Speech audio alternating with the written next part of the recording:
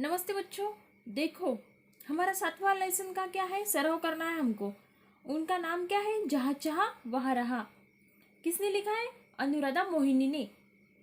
यहाँ पे ऐसा दिया है कि इच्छा होने पर मार्ग मिलता ही है, जहाँ चाहा वहाँ रहा। हमारे मन में सिर्फ इच्छा होनी चाहिए, हमको वो मार्ग आराम से ही मिलता है। ये संबा गाँव की जो कहानी है इस पाठ्यघटक में बताई गई है। तो देखो बच्चों, इनके शब्दार्थ में पढ़ती हूँ, आपको ध्यान रखना है।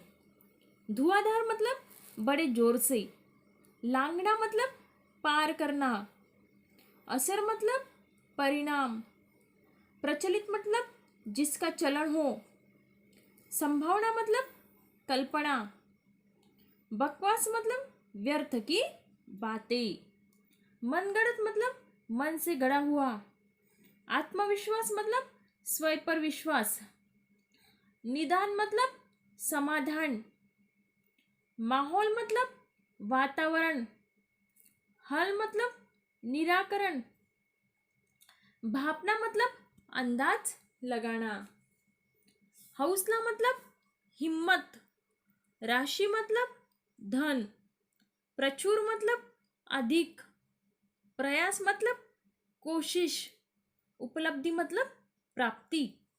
तो बच्चों ये याद करो, यहाँ से आपको अगर कौन सा भी आया है पेपर में तो आपको आना चाहिए। तो देखो फिर उचित हमारा नेक्स्ट टॉपिक है प्रश्न क्रमांक 1। उचित शब्द द्वारा रिक्त स्थानों की पूर्ति करो। शब्द दिए ही और सिर्फ हमको क्या करना है, वो ढूंढना है, यहाँ पे लिखना है, उनके नीचे अंडरलाइन करना है। पहला, रिक्त स्थान से हम जानकारी भी प्राप्त कर सकते हैं। कहाँ से जानकारी प्राप्त कर सकते हैं, अंतर्जाल से प्राप्त कर सकते हैं। फिर सेकंड, संगठित रिक्त स्थान से काम आकार लेने लगा था। संगठित प्रयासों से, यहाँ पे आएगा प्रयासों और इसके नीचे करना पड़ेगा अंडरलाइन। संगठित प्रयासों से काम आकार लेने लगा था। गांव के छगन बाबा ने रिक्त स्थान मात्रा में रेत उपलब्ध करा दी। गांव के छगन बाबा ने रिक्त स्थान प्रचुर मात्रा में रेत उपलब्ध करा दी। यहाँ पे प्रचुर लिखना पड़ेगा और इसके नीचे अंडरलाइन करना पड़ेगा। पूरे गांव के लिए यह अद्भुत थी। क्या थी, अद्भुत उपलब्धि थी। जोई ने पुल के उद्घाटन का रिक्त स्थान बनाया। जोई ने पुल के उद्घाटन का वृत्तांत बनाया। ऐसे अच्छे से आपको लिखना है और याद भी इसे करना है। तो बाद में देखते हैं इनके प्रश्नों के उत्तर। देखो फिर नीचे लिखे वाक्य किसने किससे कहे हैं। पहला वाक्य है, आज इतने विद्यार्थियों के अनुपस्थित रहने का क्या कारण है। यह वाक्य गुरुजी ने विद्यार्थियों से कहा है। हम कर भी क्या सकते, हम तो बच्चे हैं। तुषार ने अन्य विद्यार्थियों से कहा है। कोशिश करने वालों की कभी हार नहीं होती। यह वाक्य दामिनी ने अन्य विद्यार्थियों से कहा है। जब कभी शहर गए बड़े बड़े पुल देखे भी हैं। यह वाक्य भी आशीष ने अन्य विद्यार्थियों से कहा है। तो देखो निम्नलिखित प्रश्नों के उत्तर एक एक वाक्य में लिखना है। पहला है प्रश्न क्रमांक, गांव की पाठशाला में प्रार्थना कक्षा में क्यों हुई।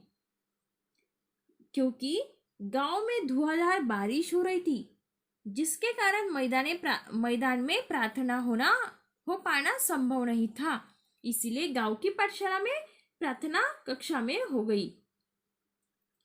उस दिन कक्षा में बहुत कम विद्यार्थी क्यों थे। बारिश के कारण गांव के बीचों बीच बहने वाले नाले में 4-5 फीट पानी भर गया था, जिसके कारण विद्यार्थियों के लिए उसे पार करके पाठशाला पहुंच पाना संभव नहीं था। तो ये आपको उत्तर लिखना पड़ेगा। कौन सा गीत गांव में प्रचलित हो गया था। गांव में बरसात, नाले में भरा पानी, पाठशाला में छुट्टी, ये सब बाकी यही कहानी, ये गीत गांव में प्रचलित हो गया था। पुल बनाने के लिए सामग्री खरीदने के लिए कितने पैसा एकत्रित किया गया?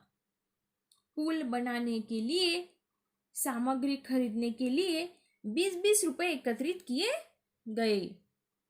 देखो फिर प्रश्न, निम्नलिखित प्रश्नों के उत्तर लिखो। बड़ा प्रश्न है, याद करना है और अच्छे से लिखना है, पेपर में आया तो।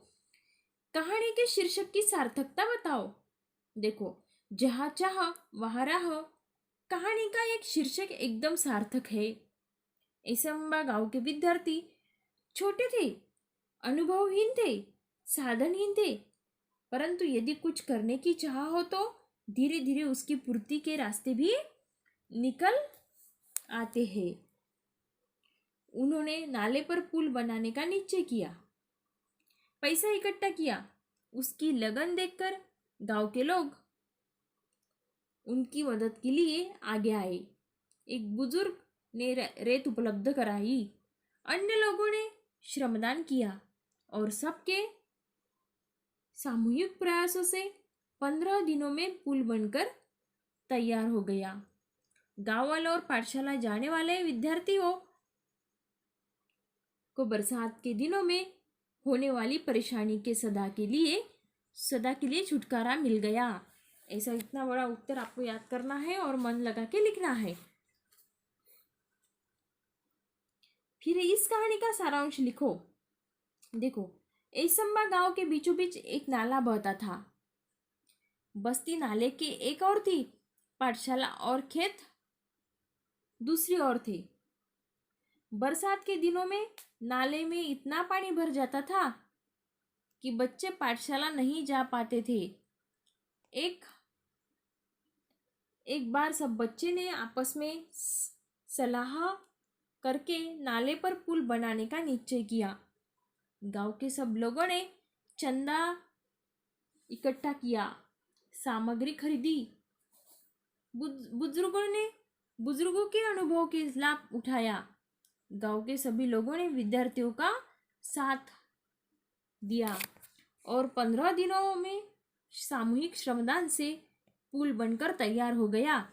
ये था कहानी का सारांश। तो बच्चों देखो, जीवन नहीं मरा करता है। इनका आपको प्रश्न के उत्तर ध्यान में रखना है, रिक्त स्थान भी ध्यान में रखना है। जीवन नहीं मरा करता है, यह गोपालदास सक्सेना ने कविता लिखी है। इसमें मैंने आपको बता ही दिया था, ये कविता मैंने आपको 2-3 बार सिखाई। जीवन में एक बार असफल हो जाने का यह अर्थ कभी नहीं होता कि जीवन समाप्त हो गया। हमें निराश न होकर फिर से प्रयास करना चाहिए। तो देखो बच्चों, इनके शब्दार्थ देखो।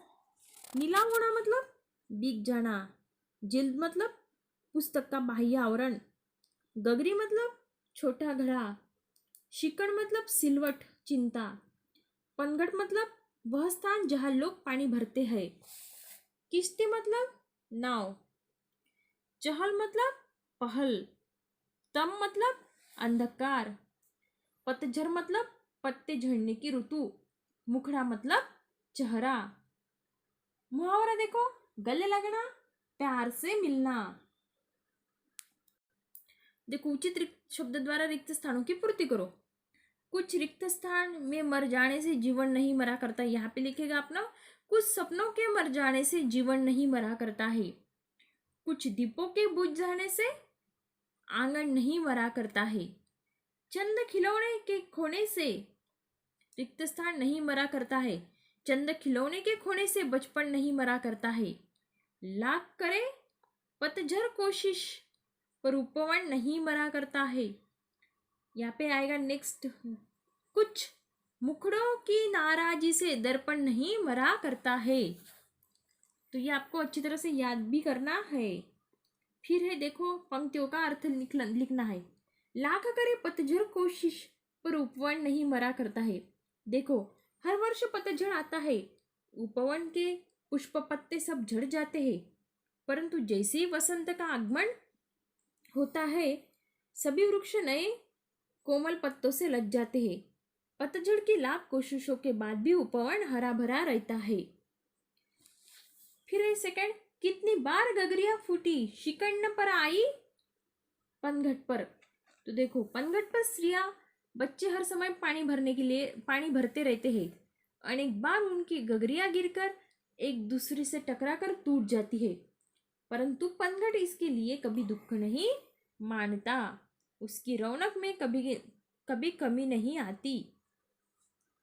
देखो फिर नेक्स्ट, इस कविता का मुख्य आशय लिखो। अगर आपका ऐसा आया तो आपको अच्छे से लिखना पड़ेगा। कविता आशय है कि असफलताओं से घबराना नहीं चाहिए, अपनी मंजिल पाने की कोशिश नहीं छोड़नी चाहिए, और कुछ सपने पूरे न होने का अर्थ यही नहीं है कि जीवन नहीं मरा करता है। ये अपने अच्छे से अपने शब्दों में भी इनका अर्थ लिख सकते हो। फिर है, जीवन की शाश्वतता को बताने वाली पंक्तियां लिखो। फिर कौन सी पंक्तियां हैं? खोता कुछ भी नहीं यहाँ पर, केवल जिल्द बदलती पोथी, जैसे रात उतार चांदनी, पहने सुबह की धोती। ये अच्छी तरह से याद करो। देखो फिर मैंने सब आपको फर्स्ट से कौन सी लेसन तक, 8 लेसन तक आपका अच्छे से रिवीजन लिया है। सॉरी, कविता तक मैंने अच्छे से रिवीजन किया है। सब लेसन आपको 1 टाइम पढ़ के उनके रिक्त स्थान, एक वाक्य में उत्तर लिखो, व्याकरण, बड़े प्रश्न, ये सब अच्छे से रीड करके रखना है। फिर जो आपको अगर प्रॉब्लम आई, कुछ नहीं समझा, तो मुझे फ़ोन करो, मैं आपको बताती हूँ। हमारे यहाँ पे रिवीजन सराव सब खत्म हो गया। अब सिर्फ आपको एग्ज़ाम में लिखना अच्छे से लिखना है। धन्यवाद।